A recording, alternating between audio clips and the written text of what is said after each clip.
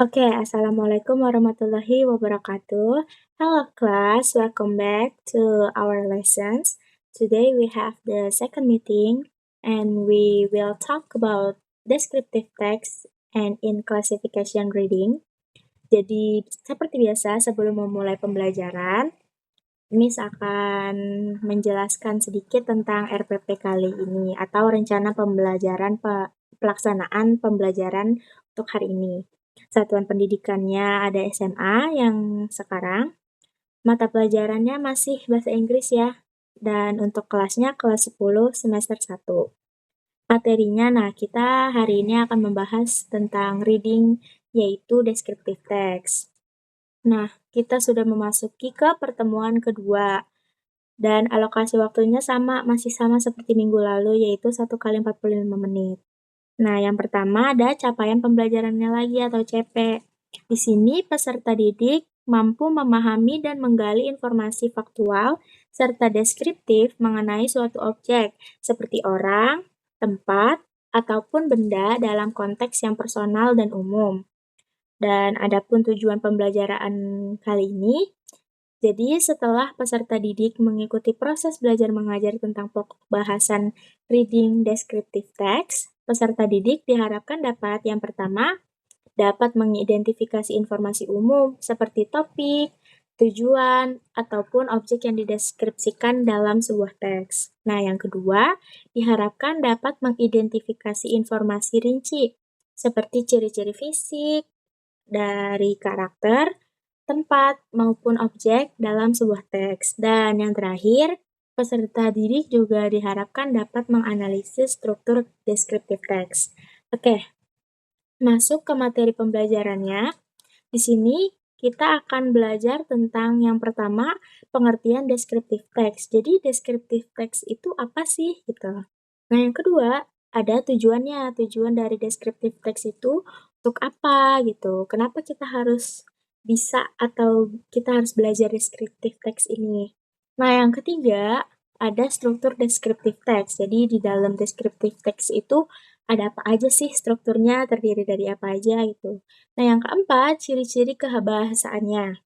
Dan yang terakhir, ada contoh teksnya nanti akan diberikan. Selanjutnya, media dan sumber belajar. Yang pertama, proyektor kelas. Tapi karena kita sedang tidak di kelas, jadi Miss akan memakai Gimit ini dan akan share screen saja. Nah, yang kedua ada buku bahasa Inggris kelas 10, kurikulum Merdeka. Yang ketiga, teks deskriptif dari internet. Jadi kalian boleh searching di internet untuk mengetahui bagaimana sih teks deskriptif itu, gimana contoh-contohnya. Dan yang terakhir ada lembar kerja peserta didik atau LKPD. Nah, kali ini metode pembelajarannya kita memakai discovery learning atau kita menelaah suatu pembelajaran gitu. Dan yang kedua ada kita memakai project based learning lagi. Nanti akan dibuat kelompok ya. Oke. Nah, selanjutnya kegiatan pembelajaran hari ini adalah yaitu pendahuluan. Pendahuluan tadi guru memberi salam dan mengajak siswa berdoa. Nah, yang kedua ada apersepsi atau guru mengajukan pertanyaan seperti kayak, pernahkah kalian menceritakan seseorang kepada teman atau informasi apa saja yang biasa disebutkan? Dan yang terakhir di kegiatan pendahuluan ada menyampaikan tujuan dan kegiatan pembelajaran. Nah, tadi karena saya sudah kita bisa lanjut ke kegiatan intinya. Yang pertama ada eksplorasi. Di eksplorasi ini terbagi beberapa bagian juga. Yang pertama, guru menampilkan teks deskriptif, misalnya tentang tempat wisata ataupun tokoh-tokoh. Yang kedua, siswa membaca secara mandiri dengan saksama teks yang diberikan oleh guru. Nah, yang selanjutnya, guru meminta siswa untuk mengidentifikasi main idea dan objek yang dideskripsikan dari teks yang sudah ditampilkan. Dan yang terakhir, siswa menandai adjektif, ciri khas, dan detail-detail penting pada teks yang sudah diberikan. Selanjutnya ada kegiatan elaborasi atau kolaborasi. Sebentar ya.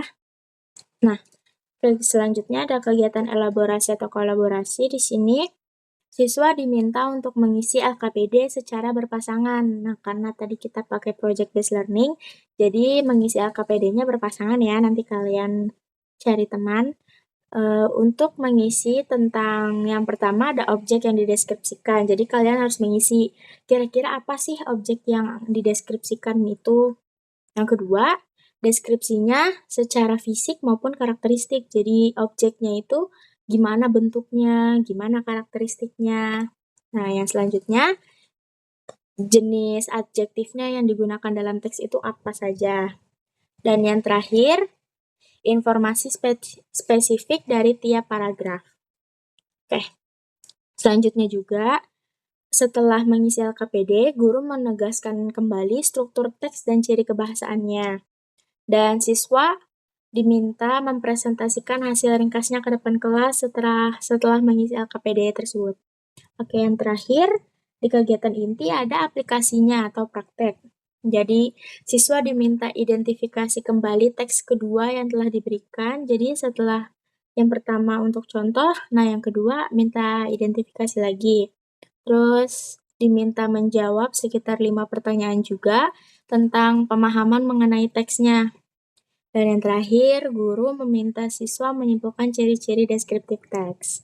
Oke, setelah semuanya sudah di kegiatan inti, nah kita akan memasuki ke kegiatan penutup, yaitu siswa akan menyampaikan hal-hal yang mereka pelajari hari ini atau one sentence reflections. Jadi nanti guru akan menunjuk acak random, nanti saya akan menunjuk random kalian. Kayak bagaimana sih kalian paham tentang deskriptif teks ini gitu.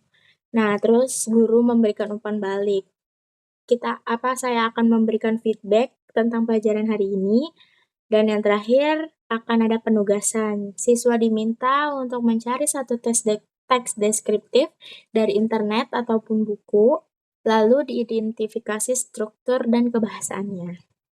Setelah itu, yang terakhir ada penilaian pembelajaran atau assessment. Nah, di sini ada 3 aspek yang dinilai. Yang pertama, aspek sikap.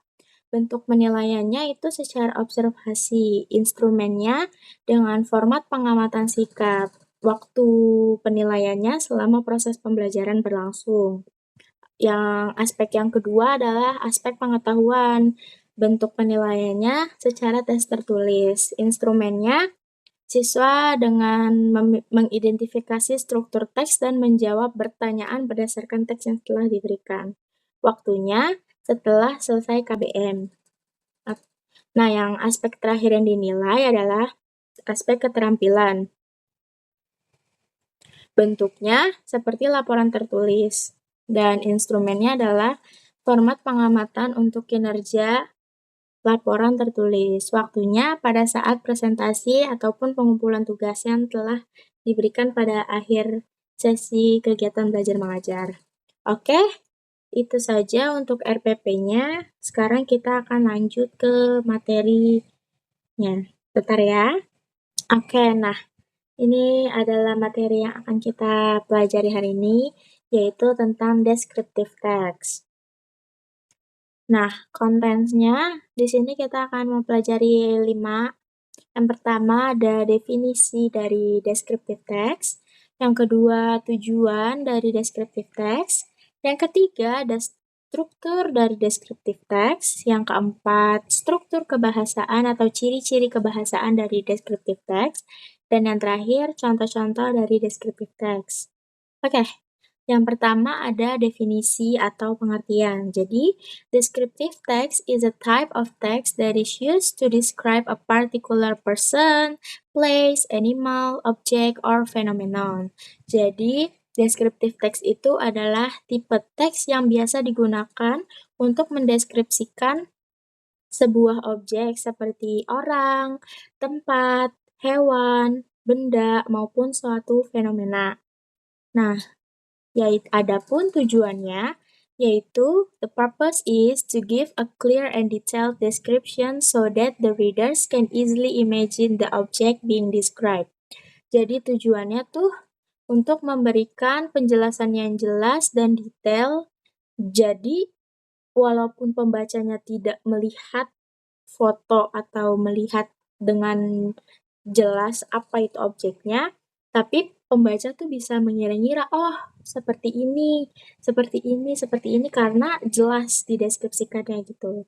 Nah, adapun tujuan-tujuan yang lain, the purposes of descriptive text are, the first one is to describe a specific person, place, animal, or thing. Jadi, tujuannya untuk mendeskripsikan secara spesifik tentang orang, tempat, hewan, ataupun sebuah benda. Yang kedua, to give detailed information about the characteristic of an object. Jadi yang kedua untuk memberikan informasi yang lebih detail lagi tentang sebuah karakteristik dari sebuah benda. Contohnya seperti ini. Ini adalah botol minum.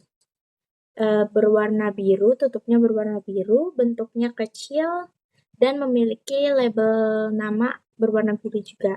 Nah, jadi orang tuh bisa mengira-ngira gitu, bendanya apa tanpa melihat bendanya. Nah, selanjutnya, yang ketiga ada to help readers visualize the object clearly.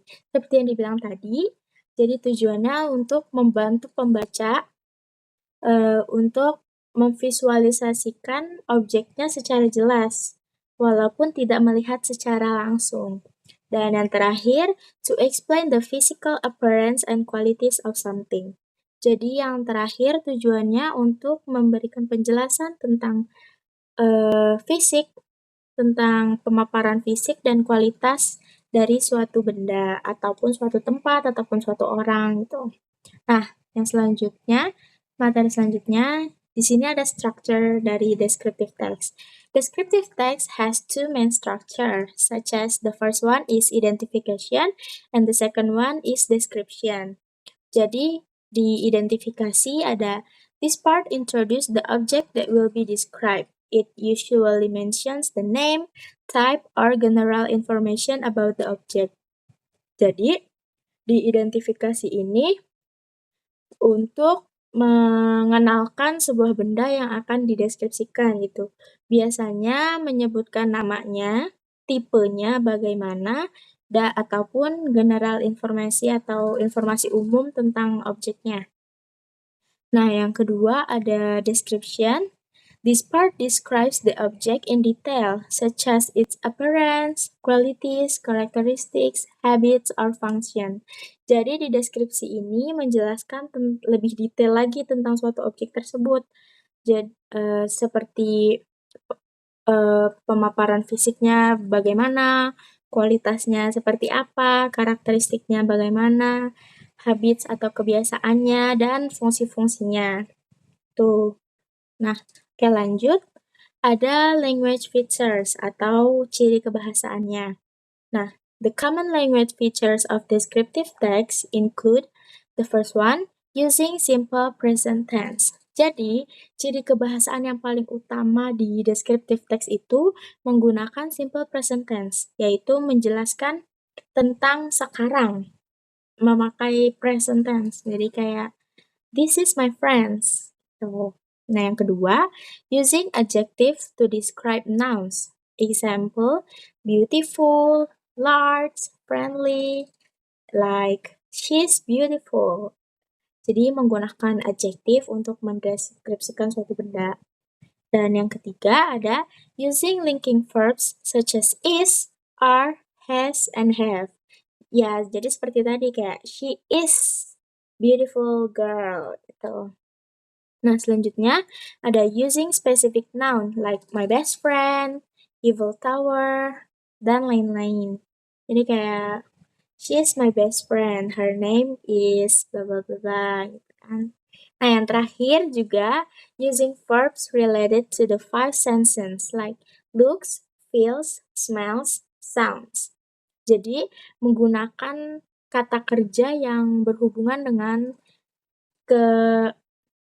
yang 5 itu kayak penglihatan, perasa, suara, dan penciuman, indera-indera gitu. Oke, selanjutnya ada contohnya nih. Jadi contoh dari descriptive text adalah di sini saya menggunakan saya menggunakan contoh mendeskripsikan seorang teman ya. namanya Oyin. Jadi contohnya seperti ini. My best friend Oyin. Tadi kan strukturnya ada 2, di identification ada hanya mengenalkan nama, tipe, dan yang umum. Jadi di identification-nya ada seperti, let me introduce you to my best friend. Her name is Oyin. She's my classmate in junior high school.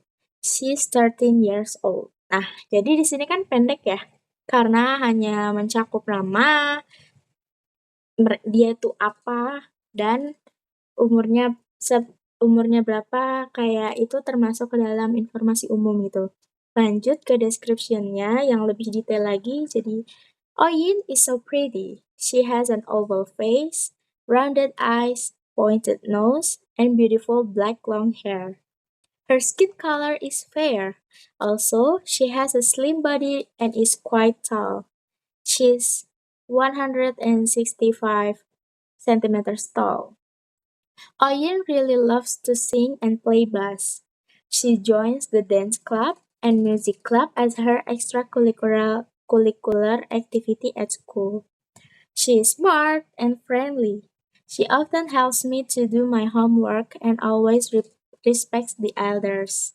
Everyone loves her. Nah, jadi di description ini penjelasan lebih detail lagi mengenai siapa sih Oyin ini, apa yang dia ikuti ekstrakurikuler di sekolah, bagaimana ciri-ciri dia, apa kebiasaan dia, apa kesukaan dia gitu. Jadi, okay, that's all for today. Jadi, apa yang bisa kalian ambil dari teks Oyin tadi ini? Kalian akan mengisi LKPD yang akan Miss berikan setelah pembelajaran kali ini. Thank you for listening for today's lessons. See you next week. Bye-bye.